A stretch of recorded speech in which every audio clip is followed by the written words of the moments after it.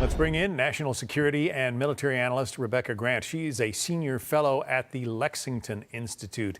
This Venezuela situation first, Dr. Grant. There are a number of critics who say we don't know who's driving those boats that the U.S. is blowing out of the water. How do you see it? Oh, heck no. Those critics are wrong, John. We have exquisite maritime surveillance. Now, the Pentagon doesn't want to talk about this because it's an active intelligence operation. But we have, the P-8 surveillance plane. That's a Boeing 737 with an enormous radar on it. And that is just one asset. So we can see, our military can see the crew coming up to the dock. They can probably see the color of the paint on the boat. And they are incredibly careful about selecting these legitimate narco-terrorist targets and hitting them in international waters. There is no accident here. Trump and Rubio are very clear on this policy, and they're executing it quite cleanly, and I think they're going to keep at it. I want to put up a graphic that shows the military assets that have been moved into the Caribbean, more than a dozen U.S. ships, including an aircraft carrier, which obviously has tremendous capabilities. There is the list. Now, all of this seems to have Venezuela's president, Nicolas Maduro, extremely upset. He is, according to the Washington Post, the President Maduro is reaching out to Russia, China, and Iran to enhance Venezuela's, warn military capabilities and solicit assistance, requesting defensive radars, aircraft repairs, and potentially missiles. It's unclear from the documents how Russia, China, and Iran responded. If those three nations were to give him some help, how worried should the U.S. be?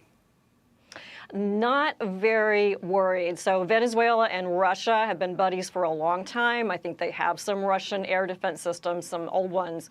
But with the presence of the USS Gerald R. Ford, that greatly expands both the land and sea strike options. It also expands the surveillance, the command and control. And that means that Trump can continue to carry out the policy of targeting the narco-terrorists. And don't forget, Secretary Rubio put a $50 million bounty on Maduro's head. Maduro's been indicted by the Southern District of New York years ago.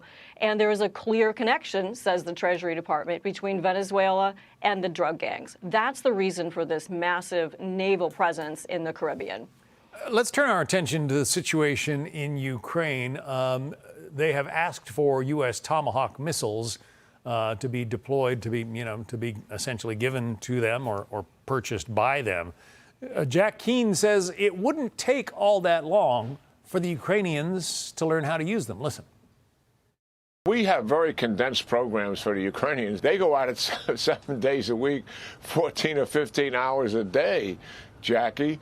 And these programs, even when we come up with a condensed program, probably something like the Tomahawk would be 6 weeks. And they would likely go faster than the condensed program. There may be some other reasons, but I'm not aware that this should be the reason. The president obviously has some information that I think is not being realistic in terms of what we have done in the past with the Ukrainians. He was referring to the president saying that it could take a year for the Ukrainians to learn how to use the Tomahawks. If they were to get them, and if they have that shortened learning curve, what would that do in this conflict?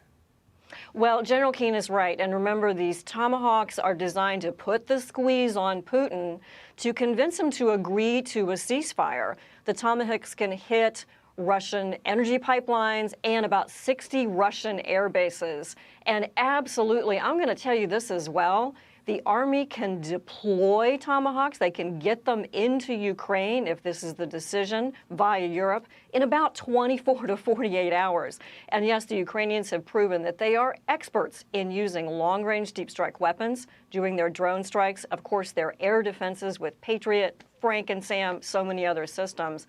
They could quickly be used. And again, the idea is to pressure Putin just to agree to what Zelensky's already agreed to, and that is a ceasefire. Dr. Rebecca Grant, we appreciate your time today. Thank you. Thank you. Hey, it's Will Kane. Click here to subscribe to the Fox News channel on YouTube. It's the best way to get our latest interviews and highlights. And click to subscribe to the Will Kane podcast for full episodes right now.